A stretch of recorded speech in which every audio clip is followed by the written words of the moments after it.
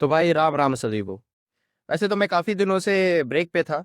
और आपने देखा होगा कि मैंने कोई भी जो भी रिसेंट में इवेंट्स हुए उसके ऊपर कोई वीडियो नहीं डाला है। पर इस बार सही में यार पानी सर के ऊपर से बह रहा है। अब तक इस गवर्नमेंट ने जितना निराश किया है हमें इन्वायरमेंट के कंजर्वेशन को लेके, इस बार सही में अपने गिरेबान पे हाथ डाल दिया है।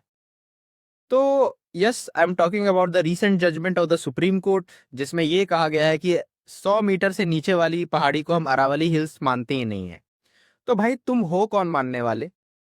मतलब जिस भी गधे ने ये जजमेंट पास किया है ना, उसको इन्वायरमेंट स्टडीज, इकोलॉजिकल स्टडीज और ज्योग्राफी का कुछ नहीं आता जाता है। और ये गधा कौन है? तो वो आप गूगल करके तो देख ही सकते हैं, हमारे फॉर्मर चीफ जस्टिस है। और ये हमारे मतलब जुडिशियरी का लेवल है। ये आपको एक रियलिटी चेक देता है कि आप किस देश में रह रहे हो और वहां का सिस्टम क्या है। ठीक है। तो अभी जो गवर्नमेंट का जो प्रपोजल था रिसेंट में कि 100 मीटर से नीचे वाली पहाड़ी को हम अरावली हिल्स नहीं माने, चू भाई। 100 मीटर से नीचे वाली अरावली हिल्स क्या अपना काम नहीं कर रही? ग्राउंड वाटर रिचार्ज नहीं कर रही है? डस्ट स्टॉर्म को रोक नहीं रही है? क्या नहीं कर रही है? कल को साले तुम प्रपोजल दोगे कि 6 फीट से नीचे वाले आदमी को हम आदमी नहीं मानते हैं, है ना? तो क्या पैरामीटर होना चाहिए कि जिसमें हम मान सके कि ये अरावली हिल है या नहीं? तो आपके हिसाब से 100 मीटर वाली पहाड़ी नहीं है। तो एक काम करते हैं, जिस जज ने ये पास किया है ना, उसको 100 मीटर से नीचे वाली पहाड़ी से फेंक कर देखते हैं। अगर वो जिंदा बच गया तब तो पहाड़ी नहीं है, और जिंदा नहीं बचा तो पहाड़ी है ना? एक्सपेरिमेंटली यही तरीका है जिससे हम लोग क्रॉस वेरीफाई कर सकते हैं कि जो जजमेंट पास किया गया है वो सही है या नहीं। तो अब बात करते हैं कि क्यों ये अरावली हिल्स इतना इंपॉर्टेंट है हमारे लिए। सबसे पहली बात कि ये जो पूरा का जो पूरा माउंटेन रेंज है, वो वर्ल्ड के वन ऑफ द मोस्ट, मतलब मोस्ट एंशियंट माउंटेन रेंजेस में से एक है। तो सबसे पहले तो हमारा खुद का रिस्पॉन्सिबिलिटी होना चाहिए ये कि ये जो वैश्विक धरोहर है, जो हम लोगों को प्रकृति ने दी है, उसको बचा कर रखे। और भाई आपको ये अभी समझ में नहीं आ रहा है कि इंडिया जो है वो कितना ज्यादा नेचुरली गिफ्टेड लैंडस्केप की जगह पे है। मतलब जिस तरीके से ये जो नॉर्थ में आपका हिमालय बैरियर है, ये एज अ बैरियर काम करता है। जो हमारे सेंट्रल एशिया से जो विंड्स उठ के आती है ना, कोल्ड विंड्स, वो भारत में एंटर नहीं होने देता है। ठीक उसी तरीके से जो अरावली के जो माउंटेन रेंजेस है, उनका काम ये है कि थार रेंजेस से जो डस्टी विंड स्टॉर्म्स उठ के आ रही है, उसको रोकने का काम है। अब क्या प्रॉब्लम्स होगी अगर ये अरावली हिल रेंजेस विलुप्त हो जाए? तो सबसे पहली बात तो कि ये जो अरावली हिल रेंजेस है, वो आपका लगती है दिल्ली से लेके सीधा गुजरात तक 800 किलोमीटर की रेंज है। उसमें से प्रॉब्लम ये है कि 12,000 पहाड़ के अराउंड है। और जिसमें से जो ये नया क्राइटेरिया निकला है सुप्रीम कोर्ट का, तो सुप्रीम कोर्ट का क्या है, गवर्नमेंट की तरफ से प्रपोज था, सुप्रीम कोर्ट ने बस उस पर मुहर लगा दी। ठीक है। तो उसमें से जो 12,000 पहाड़ में से केवल जो 90% है, वो इस क्राइटेरिया को फुलफिल नहीं करते। एक्चुअल में हो क्या रहा था कि पास्ट ईयर से ये जो इलीगल माइनिंग्स का जो जो भी चल रहा था अरावली हिल्स पे, वो प्रॉब्लमेटिक था। तो उनको तो ये गवर्नमेंट रोक नहीं पा रही थी। तो इन्होंने क्या किया कि जो माफिया है माइनिंग वाले, है ना, क्योंकि अरावली रेंजेस बहुत ज्यादा रिच है मिनरल्स को लेके, है ना, वहाँ तरह तरह के मिनरल्स पाए जाते हैं। तो गवर्नमेंट ने क्या किया कि इन माफिया से हाथ मिला लिया, पैसे खा लिए।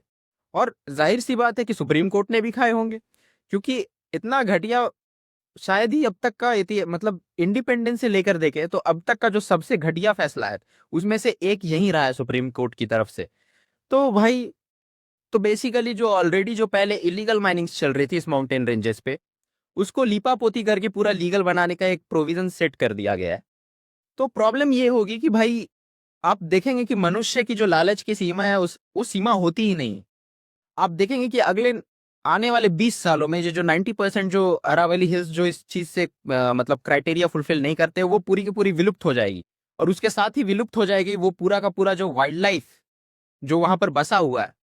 As a humans, as a superior species, हम लोगों को काम है कि जो हमसे नीचे है, जिनके पास कॉन्शियसनेस नहीं है, उसको बचा करके रखना, है ना?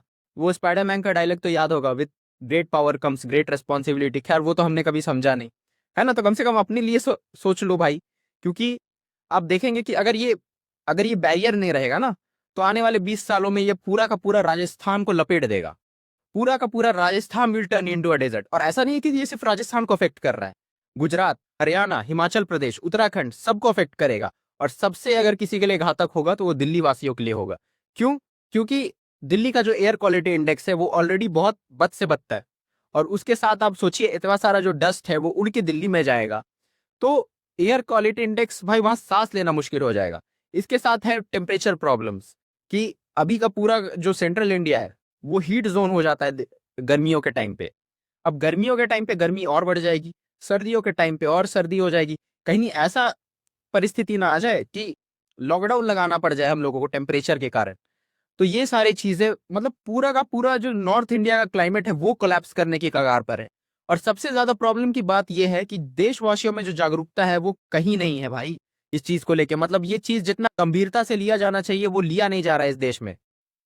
और भाई करेंगे कैसे? सब तो नेता के तलवे चाटने में बिजी है। पता नहीं किसी ने तो कहा है, बट बहुत सही कहा है, कि हिंदुस्तान में आदमी नेता नहीं चुनता है, अपना बाप चुन लेता है, अपना दूसरा बाप।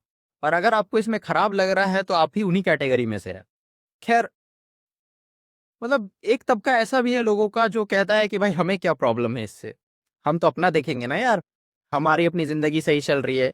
तो भाई चिंता मत करो, जल्दी ही तुम्हारी लाइफ को भी ये चीज अफेक्ट करेगा। जब तक इनके घर में से कोई ऐसा क्लाइमेट चेंज से होने वाली जो बीमारी है वो नहीं निकलेगी ना, तब तक इनकी आंख नहीं खुलेगी।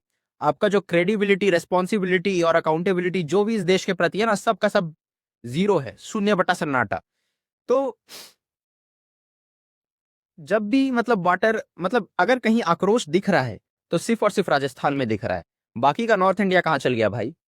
क्या वो लोग का कोई रेस्पॉन्सिबिलिटी नहीं है इस हिल रेंजेस को बचाने में? और ये अवेयरनेस राजस्थान में इसलिए है क्योंकि जब भी वाटर क्राइसिस पूरे इंडिया ने फेस किया है ना, तो अरावली ने प्यास बुझाई है।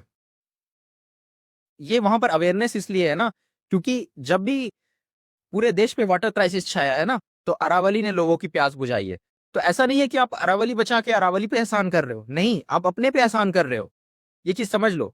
और भाई इन नेताओं के चक्कर में मत पड़ो, ये तो अपना प्रॉफिट देख रहे हैं। इंडस्ट्रियलिस्ट के हाथों अपना पूरा जो फॉरेस्ट है, पहाड़ है, वो बेच दे रहे हैं। अरे इनकी खुद की जिंदगी कितनी बची है? 4 दिन की।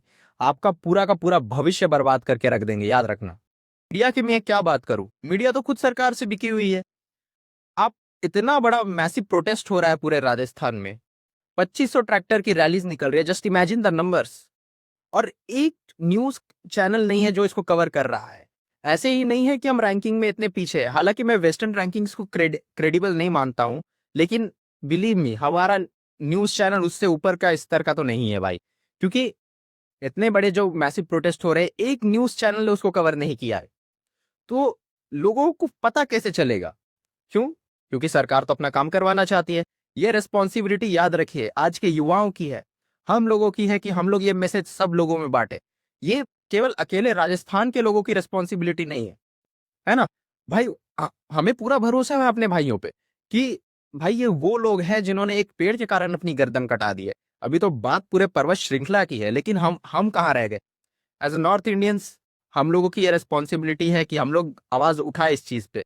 भाई अगर अभी नहीं उठाओगे ना, तो कल को उठाने लायक परिस्थिति में भी नहीं रहोगे। ठीक है?